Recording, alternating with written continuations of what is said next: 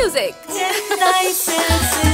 அப்பவும் இப்பவும் எப்பவும் Chennai Silks. அதிரடி கலெக்ஷன் சரவெடி செலிப்ரேஷன்.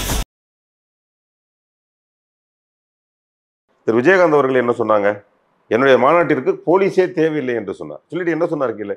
என்னுடைய தொண்டரணியில் இருந்து 5000 10,000 பேர் எங்களை பார்த்துக் கொள்வார்கள் சொன்னாரு. அதை செஞ்சும் காமிச்சாரு. இதெல்லாம் நீங்க ஏன் கத்துக்கல? ஏன் இந்த பேசிக்ஸ் உங்களுக்கு எப்படி தெரியாம போச்சு? இது ஒரு விதமான அடமெண்டா நீங்க? நாங்கள் அதெல்லாம் பண்ண மாட்டோம். உயிரிழப்பு எங்க? இப்போ யார் பதில் சொல்லுவா? நான் என்ன கேட்குறேன், அத்தனை இளைஞர்கள் உங்களை நம்பி வந்தான்ல, அவனுக்கு ஒரு 1000 பேருக்கு யூனிஃபார்ம் மாட்டுங்க. நீங்க காவல்துறை மேலேயே சொல்லிட்டு இருக்கிறீங்களே. இப்போ நீங்கள் அதை சுற்றி இருக்கக்கூடிய 500 பேர் காவல்துறையை போட்டிருக்கிறாங்க. இன்னும் கூட காவல்துறை அவங்க கொடுத்துருக்க கடிதம் வெளியிலே வந்துருச்சு. நான் தனிப்பட்ட முறையில் சொல்ல தேவையில்லை. அதில் என்ன சொல்லியிருக்காங்க? 10,000 பேர் வரை வருவார்கள்னு கொடுத்துருக்குறாங்க. 60,000 பேர் நிற்பதற்கான இடம் இருப்பதாக சொல்லியிருக்காங்க. எங்களுடைய வல்லுநர்கள் சொல்லியிருக்கிறாங்க. அதையும் இந்த நகலை இணைத்திருக்கிறோம் அப்படின்னு சொல்கிறாங்க. இப்போ 60,000 பேர்னா 26,000 பேருக்கு எப்படி இந்த கூட்ட நெரிசல் வந்தது இல்லைங்களா? அப்புறம் 2 இடத்தை செலக்ட் பண்ணியிருக்கிறாங்க. அது 30 அடி ரோடு, இது 80 அடி ரோடு. 80 அடி ரோட்லயே கிட்டத்தட்ட 40 பேர் இப்போ வரையும் எண்ணிக்கையில.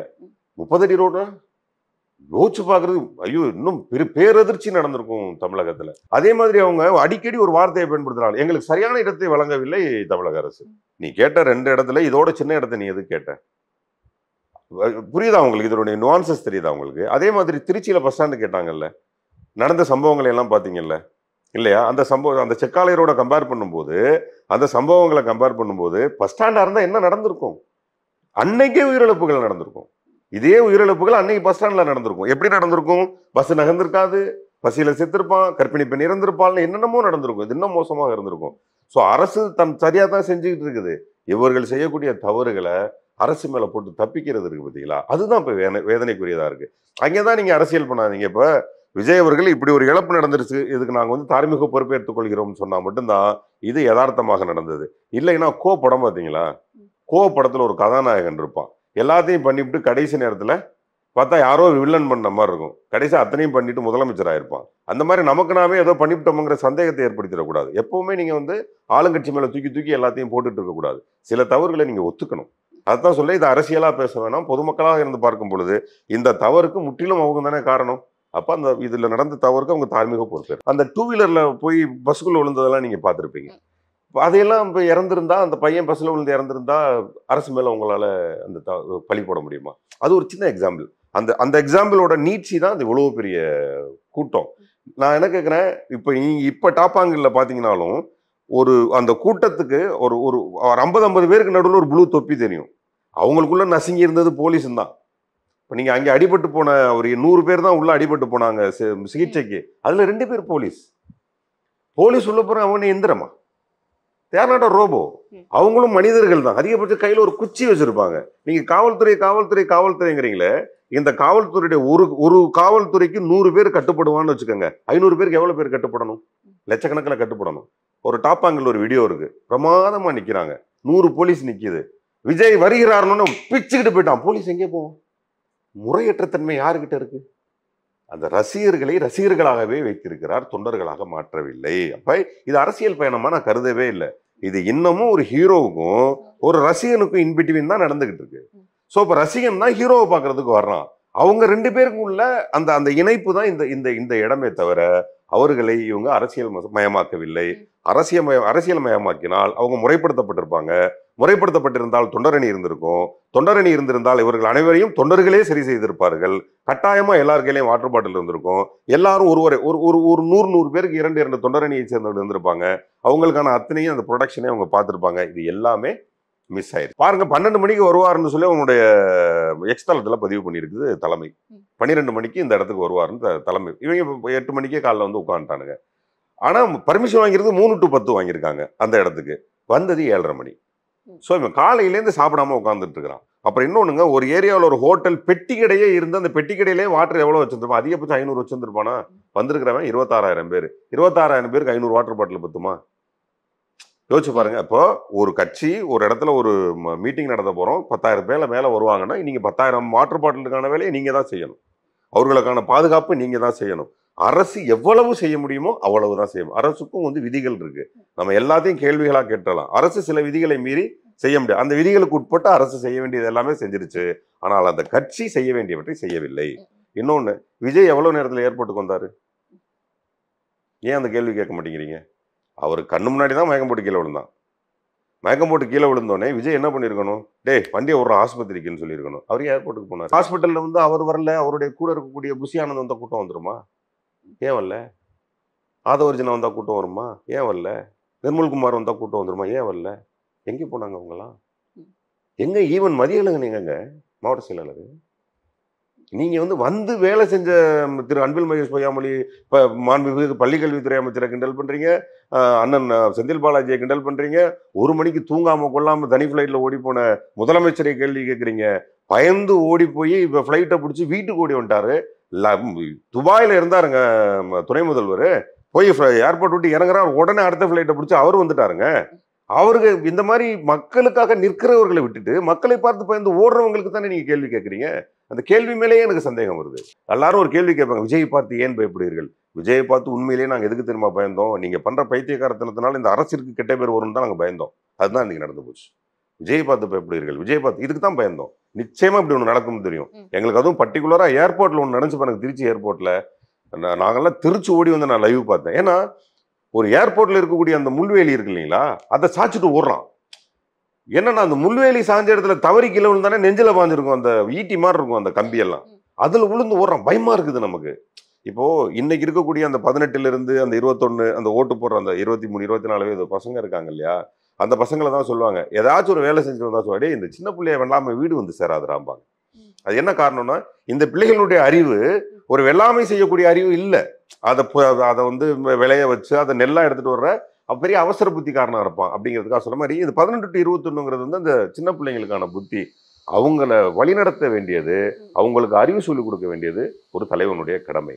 இதைத்தான் நான் ஆரம்ப காலத்துல நான் அவங்களுக்கு கங்குவாலேருந்து அதை தான் சொல்லிட்டு இருக்கேன். படிக்க வைக்கிறது மட்டும், அறிவு மட்டும்தான் இந்த விஷயத்த செய்யுமே தவிர, இன்னைக்கு இருக்கக்கூடிய இளைஞர்கள் இந்த சினிமா கேளிக்கைகள் மற்ற அந்த போதைப் பொருட்கள் இதில் அடிமையாக இருப்பவர்கள், ஆடல் பாடல்களில் கொண்டாட்டமாக இருப்பவர்கள், சமீபத்திய ஹீரோக்களுடைய குத்து பாடல்களுக்கு அதிகமாக ஆடி அதில் அடிக்ஷன் ஆகி அவர்களுக்கு ரசிகர்களாக இருப்பவர்கள், தண்ணி அடிக்கிறவங்க, போதைப் பொருள், இப்ப இவர்கள்கிட்ட வந்து அந்த கிளாரிட்டி ஆஃப் பொலிட்டிக்ஸ் இருக்காது. அதுதான் சொல்றேன், அவன் என்ன வேணா இருந்துட்டு போட்டோம், அந்த பையனை மாற்ற வேண்டியதே நம்ம கடமை தான். அதை தான் எம்ஜிஆர் பண்ணார். எம்ஜிஆர் சொன்னது பாடினதுக்கு அப்புறம் தான் நான் தம் அடிக்கல, எம்ஜிஆர் சொன்னதுக்கு அப்புறம் தான் நான் தண்ணி அடிக்கல, எம்ஜிஆர் சொன்னதுக்கு அப்புறம் தான் நான் வேலைக்கு போகணும்னு சொன்னவங்களா இருக்கான் இல்லையா, அந்த வேலையை தான் இன்னைக்கு சினிமாக்காரர்கள், சினிமா நடிகர்கள் செய்யணுமே தவிர, இப்படி பொத்தாம் பொதுவாக உடனடியாக எந்த விதமான பாதுகாப்பும் இன்றி இந்த மாதிரி மேடைகளை செய்வது என்பது பிரச்சனை ஆகும். ஆளுங்கட்சி தரப்பு நம்ம பார்க்கும்போது இங்க தான் அதிகபட்சமான தவறுகள் இருக்க வாய்ப்பு இருக்கிறதுன்னு நம்ம நினைக்கிறோம். ஏனென்றால் அது புது கட்சி உள்ள வராங்க, அது ரசிகர்கள் இருக்கிறாங்க. கட்டுப்பாடற்ற ரசிகர்கள் இருக்கிறாங்கன்னா ஆமாம் உண்மைதான், கட்டுப்பாடற்ற ரசிகர்கள் இருக்கிறாங்க. அந்த 18 வயசுலேருந்து 25-30 வயசுக்குள்ளே தான் இருக்குது. அது தெரியுது நம்மளுக்கு. ஆனால் என்னென்னா, ஆளுங்கட்சியை பொறுத்த வரைக்கும் அனுபவம் வாய்ந்த கட்சி, இன்னொரு பக்கம் காவல்துறையை பொறுத்த வரைக்கும் அனுபவம் வாய்ந்த காவல்துறை, அதிரடிப்படையை பொறுத்த வரைக்கும் அனுபவம் வாய்ந்த அதிரடிப்படைகள், இது எல்லாம் கையில் இருக்குது. உளவுத்துறை கையில் இருக்குது. நீங்கள் ஏற்கனவே திருச்சி அரியலூர் கூட்டத்தில் பார்த்தீங்க, நீங்கள் அனுமதி கொடுத்து பார்த்தீங்கல்ல, அவங்க சொல்கிறது எவ்வளோ, வர்ற கூட்டம் எவ்வளோ, வர்ற கூட்டம் எந்த அளவுக்கு கட்டுப்பாடு இல்லாமல் இருக்குது, எந்த வயது வரம்பில் வராங்க, எந்த இனம், பெண்கள் எத்தனை பேர் வராங்க, குழந்தைகளோட எத்தனை பேர் வராங்க, இதெல்லாம் எந்த அளவுக்கு, எத்தனை பேர் மயக்கம் அடைஞ்சாங்க, அங்கே கொடுக்கப்பட்ட அடிப்படை தேவைகள் உணவோ இல்லைன்னா குடிநீரோ எந்த அளவுக்கு வந்துச்சு, இல்லைன்னா தலைவர் எவ்வளோ தாமதமாக வந்தார், இதெல்லாம் நீங்கள் உளவுத்துறை முதற்கொண்டு ரிப்போர்ட் இருக்கும்ல. அதற்கு அடுத்தது பார்த்தீங்கன்னா நாகப்பட்டினத்துலேயும் திருவாரூர்லேயும் அங்கேயும் எந்த அளவுக்கு வந்தாங்க, எப்படி இருந்துச்சு உங்களுக்கு தெரியல. அந்த அனுபவத்தை வச்சு தானே நீங்கள் பாதுகாப்பு ஏற்பாடுகள் அரசாங்கம் செய்யணும். எந்த கட்சியாக கூட இருக்கட்டும், எந்த கூட்டமாக இருக்கட்டும், நீங்கள் அனுமதி கொடுக்குற இடமும் அந்த மாதிரி தான் இருக்கணும். அப்படி இல்லை, நீங்கள் கொடுக்குற அனுமதி கொடுத்த இடத்துல வந்து நீங்கள் பாதுகாப்பு அளவற்ற தன்மையோடு கொடுக்கணும்ல. இப்போ திருச்சி கூட்டத்தில் அதே மாதிரி போட்டு நாங்கள் 5 மணிக்கு கூட்டம்னு போட்டுட்டு அவங்க வெப்சைட்டில் வந்து 12 மணிக்கு போட்டிருந்தாங்களா? போட்டிருக்க வாய்ப்பு இருக்குதுல்ல. அப்படி போட்டிருந்தாங்கன்னா அது கண்டுபிடிச்சாங்களா இல்லையா காவல்துறை? சொல்லுங்க. இப்போ இது நடந்த பிறகு 1008 சொல்றீங்களே, அப்போ இந்த விஷயம் அதுல நடந்துச்சா? அப்போ அவங்கள கூப்பிட்டு இந்த மாதிரி போடக்கூடாதுன்னு சொன்னீங்களா? இல்ல 12 மணிக்கு அவங்க போட்டாங்கல்ல, நீங்க சொல்றீங்க 27,000 பேர்னு, உங்களுக்கு எவ்வளவு கூடும் அப்படின்றது உங்களுக்கு ரிப்போர்ட் இருக்குமா இல்லையா? விஜய் வந்தால் எவ்வளவு கூடும்ன்றது உங்களுக்கு ரிப்போர்ட் இருக்குமா இல்லையா? இப்போ அவர் 10,000 சொன்னார், 15,000 கூடிச்சுன்னா நீங்கள் எதிர்பார்க்காதுன்னு சொல்லலாம். 10,000த்துக்கு நீங்கள் சொல்கிற 27,000த்துக்கு எங்கே இருக்குது? அப்போ உங்கள் உளவுத்துறை ஃபெயிலியரா? கட்சி மேலேயோ கட்சி தலைவர் மேலேயோ கட்சி நிர்வாகிகள் மேலேயோ நம்ம சொல்கிற குறையை விட ஆளுங்கட்சி தான் அதுக்கு முக்கியமான பொறுப்பு. காவல்துறை முக்கியமான பொறுப்பா இல்லையா? இது ரெண்டையும் நீங்கள் ஒரு சேர பார்க்கணும் இல்லையா? அவங்கள நம்ம குறை பெருசாக சொல்கிறத விட இவங்கள தான் அதிகமாக குறை சொல்லணும். ஏன்னா இவங்க தான் மக்களுடைய பாதுகாப்பு. இது முக்கியமானது. நீங்கள் எத்தனை கூட்டத்தில் அந்த மாதிரி இப்போது அனுமதி கொடுக்குறீங்கன்னா நீங்கள் எல்லாம் பார்த்து தானே அனுமதி கொடுப்பீங்க. இப்போ அந்த இடத்துல என்ன செய்கிறாரு, 23ஆம் தேதி அவங்க லேண்ட் சர்வே வச்சு நாங்கள் சர்வே பண்ணோம், 1,25,000 சதுர அடி காலி இடம் இருக்குது, 60,000 பேர் நிற்க முடியும் அப்படி தானே மனு கொடுத்துருக்காங்க. அது மத்திய அழகன் மாவட்ட தலைவர் கொடுத்துருக்காரு. 60,000 பேர் நிற்க முடியும், எங்களுக்கு 10,000 பேர் வருவாங்கன்னு. 27,000 பேர் தானே. 60,000 பேர் கெப்பாசிட்டி உள்ள இடம்னு சொல்கிறீங்களே, 27,000 பேர் தானே. அப்போ எப்படி அங்கே மரணம் சம்பவிக்கும்? அப்போ அந்த இடத்துல பாதுகாப்பு ஏற்பாடுகள் யாருடைய குறை? முக்கால்வாசி ஆளுங்கட்சியோட குறை தானே. நீங்கள் கால்வாசி நம்ம கட்சிக்காரங்க மேலே சொல்லலாம், இல்லைன்னு சொல்லலை. ஆனால் கட்சிக்காரங்களாம் நீங்கள் இன்னொரு குறை சொல்லலாம்.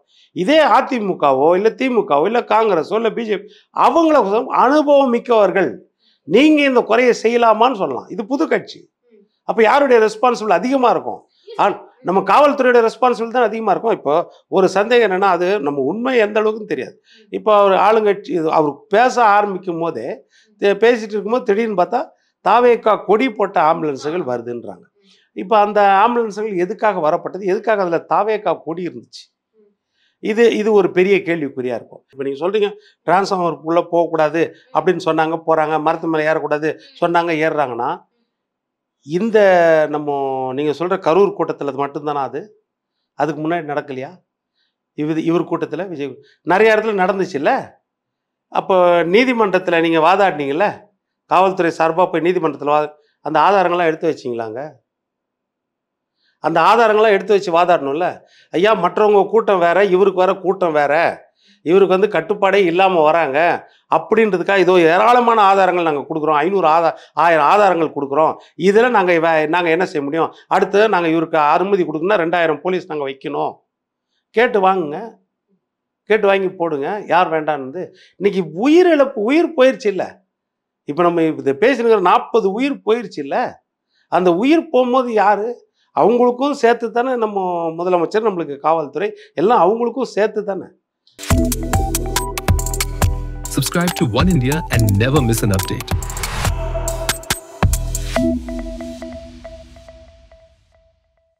Play music. அப்பவும் இப்பவும் எப்பவும் Chennai Silks. அதிரடி கலெக்ஷன், சரவெடி செலிப்ரேஷன்.